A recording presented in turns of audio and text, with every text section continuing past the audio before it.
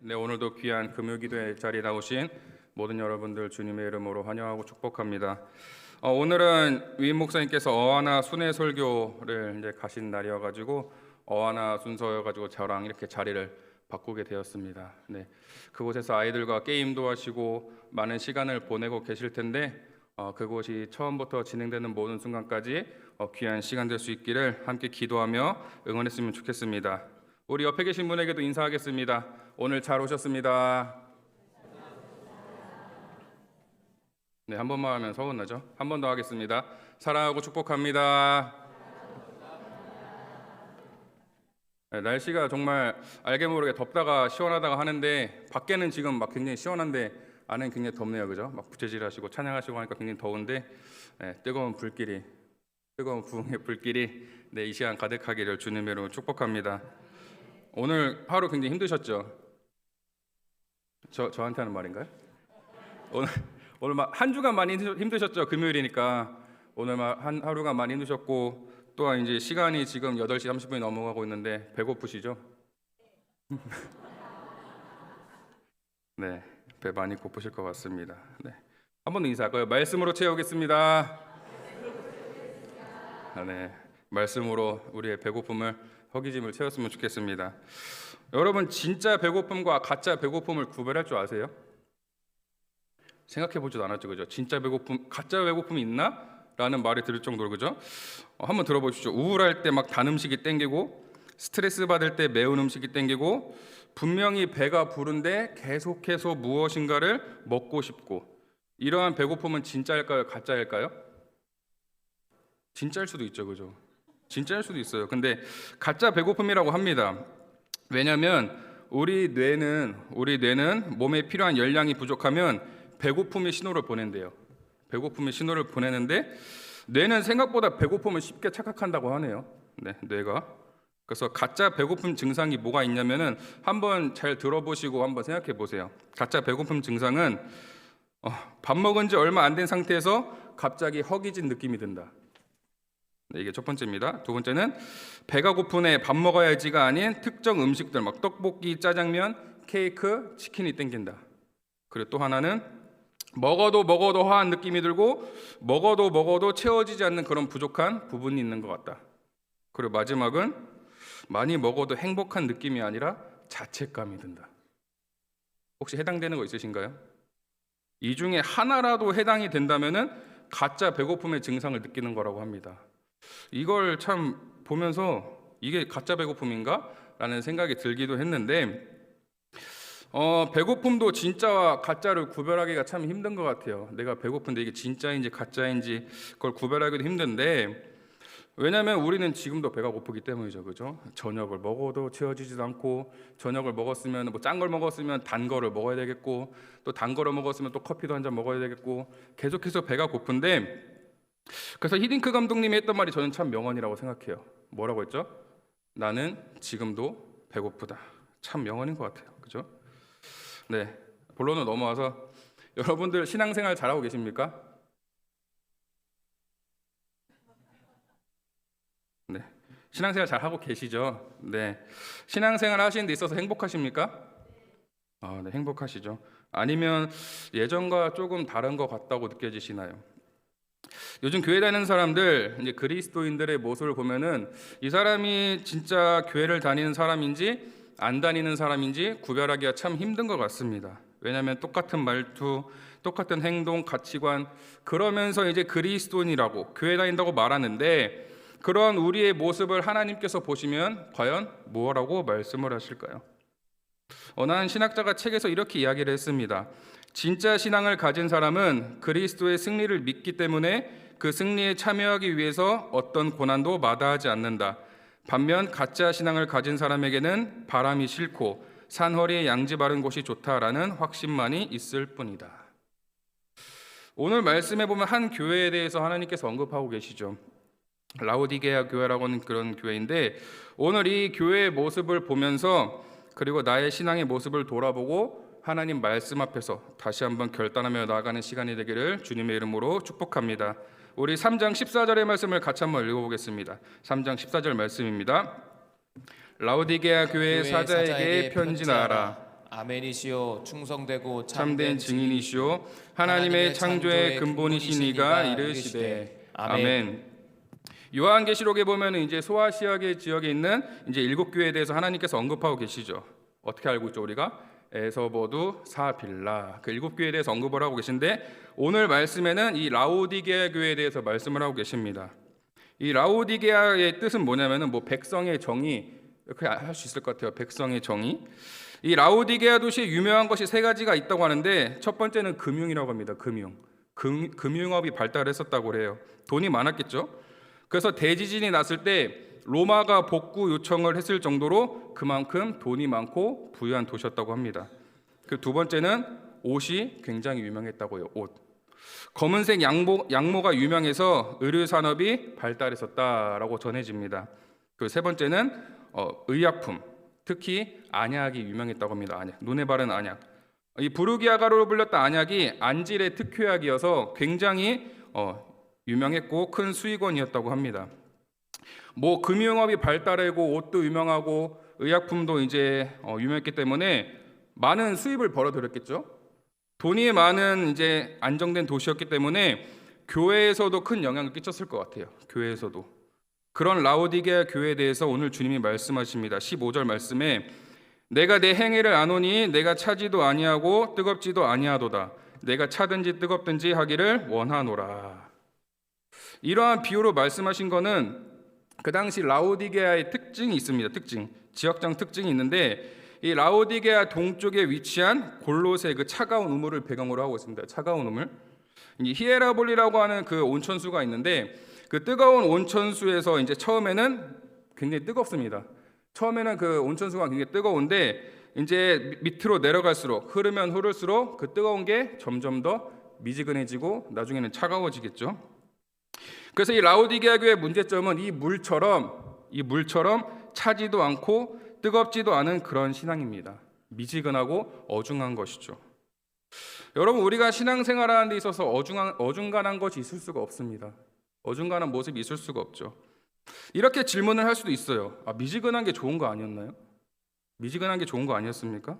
그냥 평범하게 신앙생활하는 게 좋은 거 아니었습니까? 라고 말을 할 수 있는데 여러분 이제 특별히 뭐 나 혼자 돋보이지 않고 그냥 신앙생활 잘하면 되는 거, 그러니까 어울리지 않고 조용히 왔다 조용히 가는 것, 그게 신앙생활 잘하는 거 아닌가요? 라고 말할 수 있지만 분명한 건 뜨겁든지 차갑든지 분명히 해야 된다는 겁니다. 여호수아 24장 15절 말씀에 여호수아가 이렇게 결단하고 있죠. 만일 여호와를 섬기는 것이 너희에게 좋지 않게 보이거든 너희 조상들이 강 저쪽에서 섬기던 신들이든지 또는 너희가 거주하는 땅에 있는 아모리 족속의 신들이든지 너희가 섬길 자를 오늘 택하라. 오직 나와 내 집은 여호와를 섬기겠노라 하니. 여러분 근데 물론 너무 뜨거우면은 너무 열정적이면은 가끔 판단력이 흐려질 때가 있어요. 너무 흥분하다 보면 사람이 이제 판단력이 흐려질 때가 있습니다. 제가 지난 월요일에 이제 아이들과 함께 오랜만에 또 시간을 보냈는데 이제 야외에 가기 좀 더울 것 같아서 키즈 카페를 갔습니다. 오랜만에 키즈 카페를 갔는데 오전에 갔어요. 오전에 갔는데 사람이 저희들밖에 없는 거예요. 좀 쉬는 사람들 있지 않을까 했는데 저희들밖에 없는 겁니다. 그래서 저희 가족끼리 놀게 되었어요. 제가 평소 같으면 그냥 아이들만 좀 놀게 하고 감시하면서 좀 앉아서 쉬었을 텐데 사람이 좀 없으니까, 우리밖에 없으니까 마음껏 놀고 싶은 거예요. 저도 왠지 모르게. 그래서 아이들과 함께 신나게 놀기 시작했습니다. 분명히 방방은 어른들 뛰지 말게 돼 있거든요. 그죠? 제가 뛰었다고 얘기는 안 했는데 어른들 뛰지 말고 몇 세 이상은 올라오지 말라고 돼 있어요. 근데 아이들을 이제 아이들을 위해서, 저희 아이들을 위해서 신나게 뛰어줬습니다. 신나게 뛰어놀고 또 미끄럼틀도 타면서 이제 신나게 막 놀고 있었는데 그러다가 보니까 저도 모르게 막 흥분한 것 같아요. 너무 재밌으니까 오랜만에 막 동심으로 돌아온 것 같아서 굉장히 흥분한 것 같은데 그러다가 미끄럼틀을 내려오는 데 있어서 팔을 제가 잘못 이렇게 됐는지 팔이 쓸렸어요. 이쪽 팔이 칙 쓸렸습니다. 그 비닐로 된 거기에. 그때는 그냥 별다른 걸 못 느꼈어요. 그냥 아무렇지도 않겠지 싶었는데 이게 조금 시간이 지날수록 보니까 그 부분이 분홍색이 되고 빨개지고 피는 안 나는데 너무 아픈 거예요. 너무 아파가지고 보니까 여기가 상처가 막 깊게, 막 지금도 막 쓰라린데 오랜만에 신나게 놀다가 오랜만에 신나게 놀다가 판단력이 흐려져서 큰 상처를 입게 된 제 자랑이었습니다. 네, 절대 여러분 키즈 카페 가서 막 뛰거나 그러시면 안 돼요. 네, 저니까 그렇게 하는 겁니다. 여러분 이제 뜨거우면 판단력이 흐려질 때가 있는데 어중간한 것이 더 흐려지게 하는 것 같아요. 어중간한 것, 이도저도 아닌 모습. 여러분 야구 좋아하십니까? 야구 좋아하세요? 네, 저는 좋아하는데 요즘 제가 이제 대전 출신입니다. 대전 사람이어가지고 하나이글스를 좋아해요. 근데 하나이글스 요즘 너무 잘하고 있어요. 그래서 너무 기분이 좋아요. 네, 굉장히 잘하고 있는데 특별히 이제 류현진 선수를 비롯해서 선발 투수들이 굉장히 좋은 모습을 보여줬었고 기분이 굉장히 좋은데 여러분들 류현진 선수의 가장 큰 장점이 뭔지 아세요? 제구력입니다. 제구력. 공을 자기가 원하는 위치에 굉장히 잘 던져요. 근데 이 류현진 선수가 제구력이 정말 좋은데 흔들릴 때가 있습니다. 흔들릴 때가 있는데 그때가 언제냐면은 심판이 어중간하게 판정을 내릴 때입니다. 분명히 스트라이커라고 생각을 했는데 볼을 주고 분명히 내가 삼진이라고 확신을 했는데 볼을 줘가지고 그 다음 던진 공이 홈런을 맞거나 안타가 되어서 그게 경기에 영향력을 미칠 때 이럴 때 류현진 선수뿐만이 아니라 많은 투수들이 흔들리고 이제 판단력이 흐려지게 되는 것이죠. 여러분 마찬가지입니다. 어중간해서는 안 돼요. 어중간해서는 안 됩니다. 내가 하나님을 믿든지 안 믿든지 태도를 분명히 해야 되는 겁니다. 분명하게. 내가 알아듣는 만큼만 믿고 내가 이해하는 만큼만 믿는다는 것, 그것은 믿음이 아니에요. 나는 믿음이라고 말할 수 있겠지만 그건 분명히 믿음이 아닙니다. 그건 내 신념이죠. 내 신념입니다. 내 마음대로 하는 거 어떻게 믿음이라고 할 수 있겠어요? 라오디게아 교회가 이런 말을 듣는 이유도 이 신앙의 태도 때문이었습니다. 신앙의 태도. 라오디게아 교회가 그리스도인이라고 말은 하지만 세상과 너무나 닮아 있었기 때문에 그 차이를 거의 찾아볼 수 없기 때문에 본인들은 잘하고 있다고, 본인들은 성도라고 생각하지만 주님은 아니라고 하죠. 본인들은 신앙의 내용으로 자신들이 가득 채워져 있다고 생각하는데 주님은 그렇지 않다는 거예요. 라오디게아 교회가 가진 미지근함이 바로 이것이었습니다. 여러분 라오디게아 교회가 이렇다는데 오늘 우리는 어떠십니까? 오늘 우리는 어떤가요?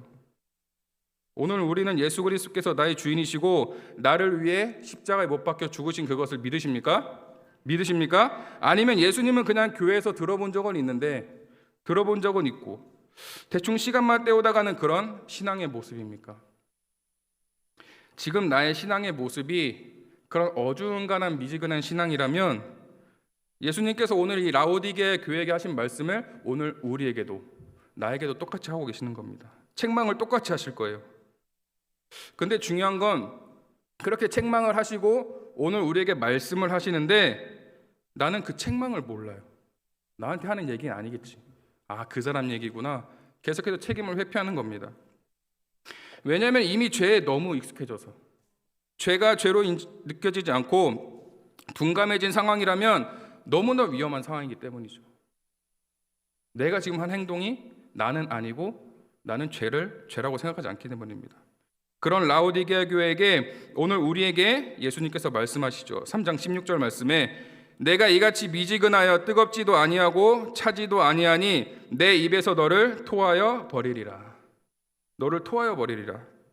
여러분 토하여 버리겠다는 거 어떤 말씀입니까? 토하기 직전이라는 겁니다. 여러분 어떨 때 토하죠? 뭐 상한 음식을 먹었든지 간에 맛없는 음식을 먹었든지 간에 안에서 거부하면 토를 하죠. 안에서 거부를 하면 토를 합니다. 이 토하다는 말이 에메오라는 단어가 씌었는데 극도로 혐오해서 거부한다는 겁니다. 그냥 거부하는 게 아니라 극도로 혐오해서 거부한다는 말이에요. 여러분이 진짜 갈증이 나서 앞에 있는 콜라를 딱 까서 먹었습니다. 콜라를 먹었는데 콜라가 너무 미지근해요. 미지근한 콜라 드셔보셨습니까? 생각도 하기 싫은데 갈증이 해소되기는커녕 나의 목마름만 더 배가 될 뿐이죠. 기분만 더 상하게 됩니다. 내가 이걸 왜 마셨을까? 안 마셨으면 더 괜찮을 텐데. 만일 계속해서 미지근한 상태 그대로 머물러 있으면 하나님께서 그들을 거부하겠다고 말씀을 하시는 거예요. 너희들 그대로 계속 있을 거야? 너희들 편안한 그 상태로 있을 거야? 그럼 내가 너희를 거부하겠다고 말씀하시는 것이죠. 여러분 라오디게아 교회도 예수 그리스도의 몸된 교회입니다. 처음부터 이러진 않았을 거예요. 그렇다면 왜 라오디게아 교회가 이런 상태가 되었고 왜 예수님께 오늘 책망을 듣고 있는 것일까요?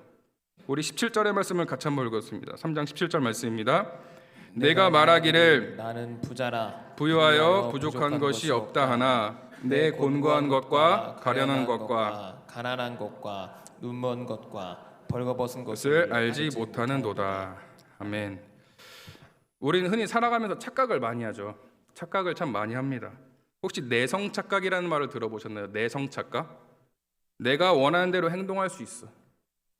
내가 그 일을 하지 못했던 건 그냥 의지나 동기가 부족했기 때문이야 라고 생각해 보신 적 다들 있으실 겁니다.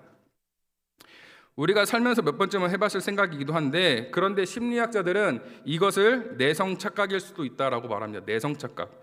이 내성 착각이 뭐냐면은 생각, 감정, 의도에 대한 사람들의 과도한 신념을 가리키는 말인데, 자신이 어떤 것을 잘 알고 있다고 생각하지만 실제로는 거의 알지는 못하는 상황, 그런 상황을 내성 착각이다라고 말을 한다고 합니다. 이 라오디게아 교회 방금 읽은 말씀이 어떻게 표현하고 있습니까? 스스로 부자라 생각해서 부족한 것이 없다라고 스스로 말하고 있습니다. 앞에서 말했듯이 라오디게아 교회는 굉장히 물질적으로 풍부했고요. 또 순항하는 배와 같았고 성도들은 교회에 열심히 다니고 헌금도 많이 했을 겁니다. 정말 겉으로 보기에는 굉장했을 거예요. 아무런 문제가 없는 것 같아요. 그런데 그렇게 부족함이 없는 것 같은 이 라오디게아 교회를 향해서 주님이 뭐라고 말씀하십니까? 내 상태를 네가 알지 못한다고 말씀하고 계세요. 네 상태를 네가 알지 못한다. 여러분, 우리는 나 자신을 얼마나 잘 알고 계십니까? 여러분은 여러분들 자신을 얼마나 잘 알고 계세요? 우리가 가끔 MBTI 등 자기 적성 검사를 하고 나면은 그 결과를 봤을 때, 내가 이런 면이 있었나? 나 이런 사람이었나? 그런 이제 반응이 오게 되죠. 자신의 새로운 모습을 발견한 것처럼 반응할 때가 종종 있습니다. 그런 검사를 하게 됐을 때. 그렇다면 다시 한번 질문합니다. 여러분은 여러분 자신을 얼마나 잘 알고 계십니까? 가끔 누군가가 여러분들에게 이러한 모습 있는 거 알고 있어? 라고 말을 했을 때 받아들이십니까? 아니면은 난 그런 사람 아니야 라고 거부하십니까? 지금 그리고 나의 신앙의 상태 어떠신 것 같습니까? 아까 맨 처음에 제가 질문했을 때 거의 다 대답을 안 하셨는데 솔직히 지금 신앙의 상태 어떠신 것 같습니까? 잘 하고 계십니까? 아니면은 지금 내 모습이 솔직히 지금 내 모습이 누군가에게 말하기 부끄러울 정도여서 누군가에게 보여주기 부끄러울 정도여서 그것을 감추고 덮기 위해서 아닌 척하고 과대포장하고 계시진 않습니까? 여러분, 영적인 가난함의 가장 큰 문제는 뭐냐면은 그것을 인지하지 못한다는 겁니다. 인지하지 못한다는 거예요. 자신을 스스로 판단했을 때 나는 부족함이 없는 것 같은데, 나는 괜찮은 것 같은데, 이 신앙의 모습을 라오디게아 교회가 보여준 겁니다. 교회를 다니기만 했지 기억하는 말씀 한 절 없고 나에게 말씀하시는 예수님을 한 번도 경험하지 못했다면 지금 내 신앙의 상태 너무나도 내가 지금 모르고 있는 겁니다. 내 자신을 내가 너무나 모르고 있는 상황인 거죠. 자신의 영적인 가난함을 인지하지 못하는 겁니다. 그러니까 문제가 생기고 어려운 일이 닥치면 쉽게 흔들리고 무너지는 겁니다. 에이든 토저라는 신학자가 있습니다. 그 신학자가 이런 책을 나는 진짜인가 가짜인가라는 책을 썼는데 그 책에 이런 구절이 있었습니다. 가짜는 영적 균형감이 없다. 가짜는 영적 균형감이 없다. 진리는 새와 같기 때문에 날개 하나로는 날 수 없다.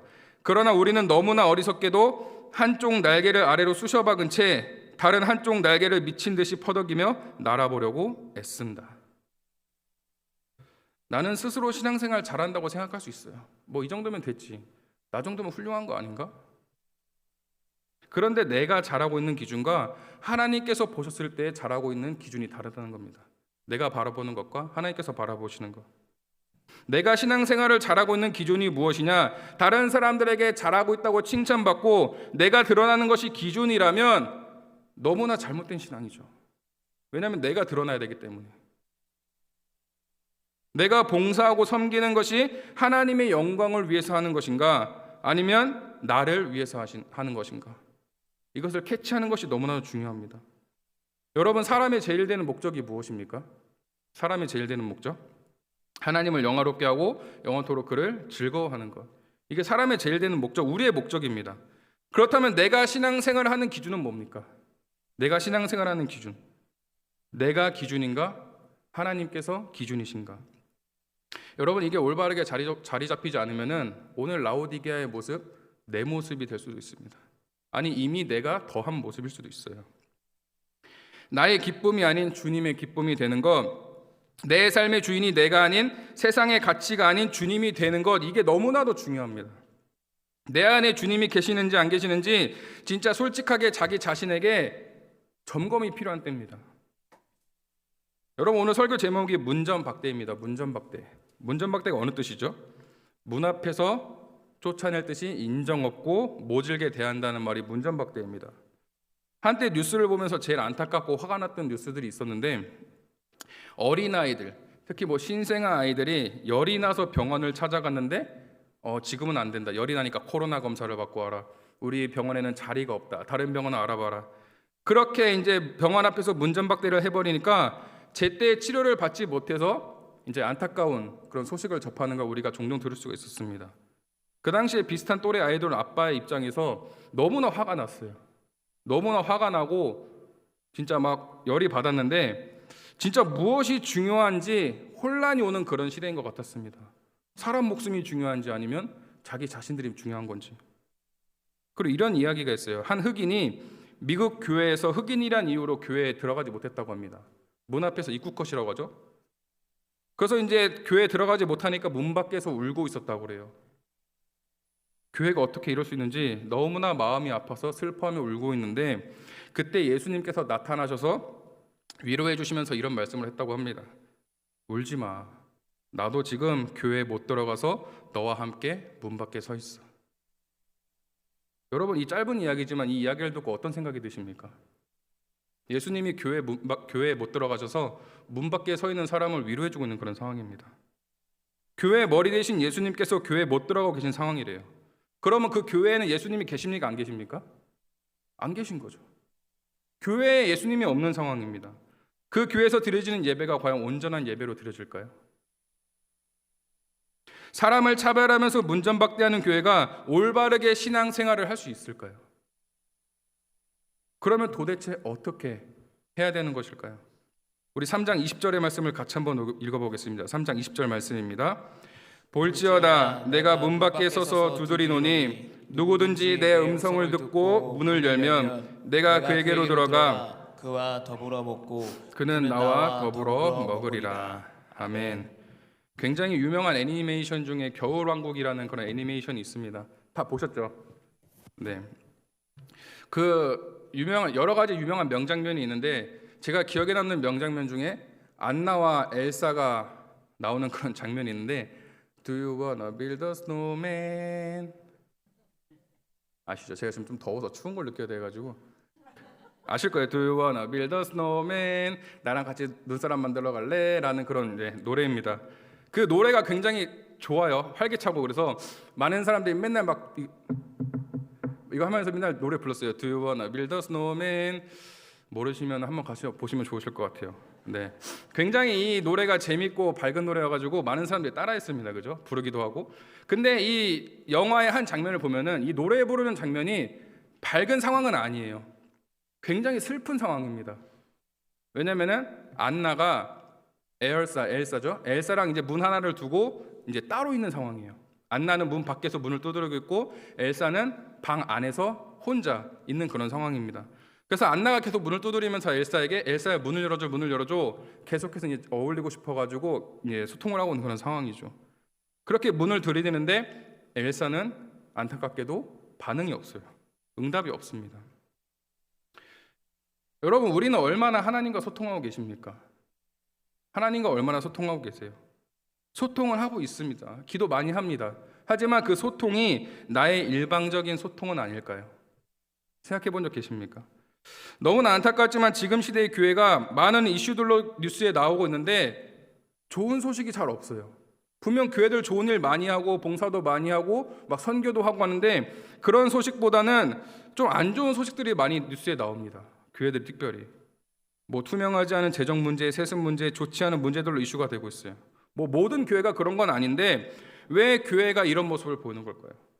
도대체 왜 교회가 사회에서 세상에서 이런 안 좋은 뉴스들만 보여주고 있는 걸까요?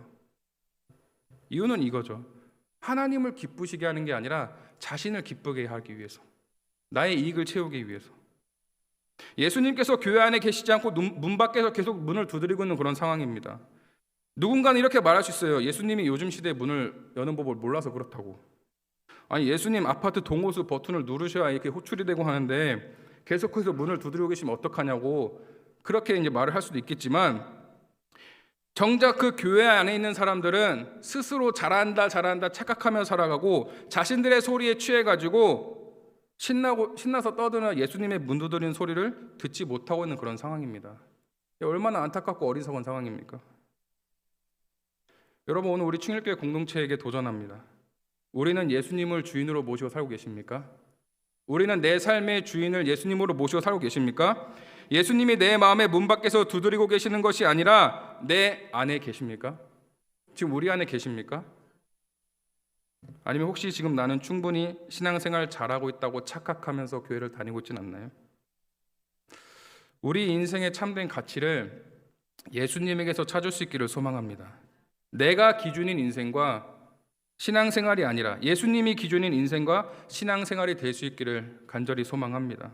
그렇게 하나님을 영화롭게 하고 영원토록 그를 즐거워하는 인생을 사는 오늘 우리에게 주님이 말씀하십니다. 21절 말씀에 이기는 그에게는 내가 내 보좌에 함께 앉게 하여 주기를 내가 이기고 아버지 보좌에 함께 앉은 것과 같이 하리라. 여러분, 오늘 말씀의 라오디게아 교회는 겉으로 봤을 때는 모든 것을 다 가지고 있고 신앙생활도 잘하고 있는 교회 같았습니다. 하지만 그 속을 들여다봤을 때는 자신만의 헛된 것들로 가득 차 이제 영적인 가난함에 있는 그런 상태였죠. 그런 교회를 예수님께서 진단하고 계세요. 이런 영적 가난함을 해결해 줄 수 있는 방법은 오직 그 안을 예수님으로 채워나가는 것입니다. 우리는 나에게 부족한 것이 있다고 생각할 때 그 부족한 것을 메꾸기 위해 많은 시간과 물질을 투자합니다. 아낌없이 투자하죠. 또한 내 자녀가 학업이 조금 부족하거나 뒤처진다고 생각되면 아낌없이 투자합니다. 그런데 왜 신앙의 상태는 도대체 점검하지 않고, 왜 신앙의 상태는 점검하지 않고 신앙에 부족함이 있다고 하면 그렇게까지 시간과 물질을 투자하지 않는 것일까요? 그 결과로 나중에 시간이 지나서 하나님과 거리가 멀어진 모습을 보며 안타까워하고 또한 눈물을 흘리고 있지는 않습니까? 그리고 혹시 오늘 내 모습이 일시적으로 만족을 주는 것들만 바라보는 좁은 시야, 그런 좁은 시야를 갖고 있는 것이 아닐까요? 지금 내가 그런 모습이라면 다른 누군가에게 나 역시도 그렇게 행동할 겁니다. 분명히 행동하겠죠. 더 크고 더 넓게 영원한 것을 바라볼 수 있기를 간절히 소망합니다. 나 혼자 잘하고 있다는 착각 속에 빠져서 자신의 말과 소리에만 귀를 기울이다가 밖에서 문을 두드리고 계신 예수님의 음성을 놓치는 그런 안타까운 모습은 아니었으면 좋겠어요. 정말 간절히 기도하며 소망하는 건 우리 충일교회는, 사랑하는 우리 충일교회는 예수님께서 여전히 내 마음의 문 밖에서 문을 두드리고 계시는 그런 문전박대가 아니라 예수님을 내 안에 모시고 정말 주님과 함께하는 기쁨을 누리며 사는 예수님을 내 인생의 가장 큰 가치요 기준으로 두며 살아가는 그런 하나님의 자녀들로 문전성시를 이뤘으면 좋겠습니다. 하나님께서 그런 우리를 한 사람 한 사람 부르셨잖아요. 우리가 다 그런 사람들 아닙니까? 그런 우리를 한 사람 한 사람 부르시고 택하셨습니다. 여러분이 하나님의 부르심에 후회가 있으십니까? 없으십니다. 분명하시죠. 실수가 없으십니다. 오늘도 우리를 통해 하나님의 위대한 이야기를 써 내려가고 계십니다. 오늘 우리가 그걸 분명히 알았으면 좋겠습니다. 그래서 우리 충일교회가 하나님을 주목하는 공동체, 그리고 하나님께서 주목하시는 그런 귀한 공동체, 우리 충일교회가 되기를 주님의 이름으로 축복합니다.